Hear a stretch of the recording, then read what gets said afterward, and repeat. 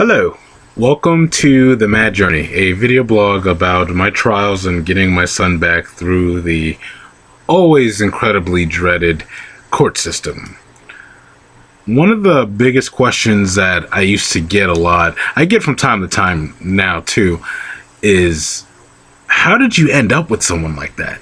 And there is no answer to that question because it's like, how do you end up with anyone? Obviously, this person wasn't like that when we first got together. It's not like it was our first date and like, yeah, I like long walks on the beach and wine, and oh, I also like the idea of possibly getting pregnant and taking your kid away from you if things go sour between us. That's not how it happens. When I met my ex, I think I had just gotten out of a relationship not too long after, and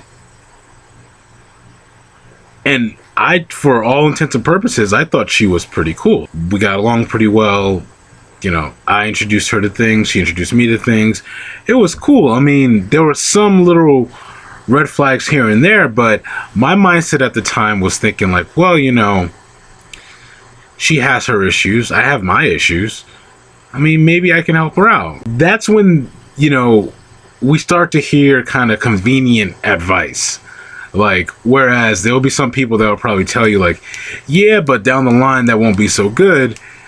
And then there'll be people that tell you things like, all relationships take work. And you're like, that's the one I like. That's the one I'm going to choose to believe. The first red flag I want to say was that we argued all the time. That was one thing. We argued all the time. Like, over little things too. Now, I like to think of myself as a fairly reasonable person and fairly agreeable, but there were a lot of just small things that would turn into huge arguments. The other red flag was breaking up. There was no breaking up ever at all. No matter what the argument is about or who's winning or who's not, once you mention breaking up, that turns everything around on you. Everything is suddenly your fault and you're the biggest piece of crap in the world. How dare you? You don't care about us. It's like, dude, we were just cursing at each other. I don't even know who was arguing back there, but that was us, and that's not good. And then, but if you bring up breaking up, then it's like, how dare you? Wait, what? Is that not? Wait, what? That's not a good thing to. I'm confused. No, I don't want to break up. There's also feeling guilty. Have you ever dated someone that's just incredibly suspicious of you for no reason? And it's just like like they're suspicious of you so much, so often that you start to feel guilty for things you even shouldn't feel guilty for. Where did you go? I went to the bathroom. Why? Because I had to pee. You didn't tell me you were going to the bathroom. Yeah. I can't believe you. I'm sorry. And you're thinking in your head, why am I saying sorry for that? Like, it's like, why are you sorry for going to the bathroom? Things like that would come up, and like I said, these were things at first I was like, everyone has their flaws and, things happen. But these are things, believe it or not, that can turn into big things later. I'm personally a firm believer of there being billions of people in the world that you can date and like and whatever have you. Why date or deal with the person that you're having a difficult time with? Don't get it twisted. Relationships are supposed to be pretty easy. Yes, you'll have your disagreements and whatever have you, but this person you're supposed to be happy around. I remember towards the end of the relationship where I would rather be at work than to come back home. Like I used to walk slow.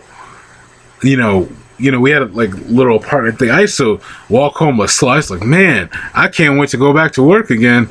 Like it was, and it shouldn't be like that. You should be happy with, the person you're coming home to. If you're dealing somewhat like a person like I'm talking about, they may try to hide you away from people. They'll move you somewhere far, like far away enough from your family and friends, but not too far from work. Don't give me that crowd like, oh, this neighborhood's so nice.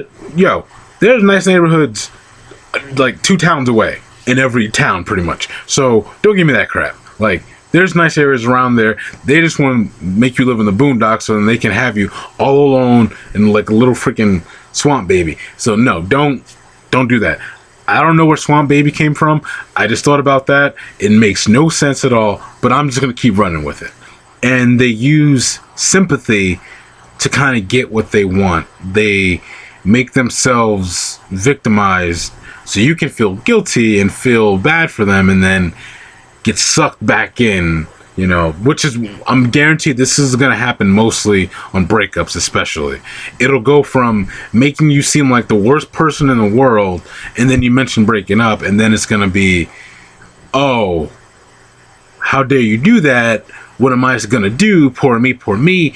Then you feel bad, and then you feel guilty, and they got you right back in. There is no responsibility taken for their actions. Whatever they do is because someone else did something to them which led them to do this. There's no, I did this, I messed up, I screwed up. It's like, no, it's like, I had to. They put me in a corner. I was gonna die. My life was in danger. All of our lives were in danger. But even after that, you know, keep an open mind. Not everyone is gonna be like that. So keep your options open. And also keep in mind that that your ex will find someone else too. May God have mercy on their soul. Godspeed. God help them. And you have to respect that and, you know, acknowledge that, and don't take any anger out on this other person that has nothing to do with you. They're probably most likely going to be a pretty good person that's being taken advantage of, but hey, that's none of your business. You got out. Just keep it that way. Just be glad that you got out. Yeah. So that's kind of how that goes with relationships. Please follow me on Twitter at @FightForMikey. Hashtag Bring Mikey Back. Follow my Facebook page, The M.A.D Journey. And yes, thanks for your likes and your comments and your feedback. Yes, I guess that's it.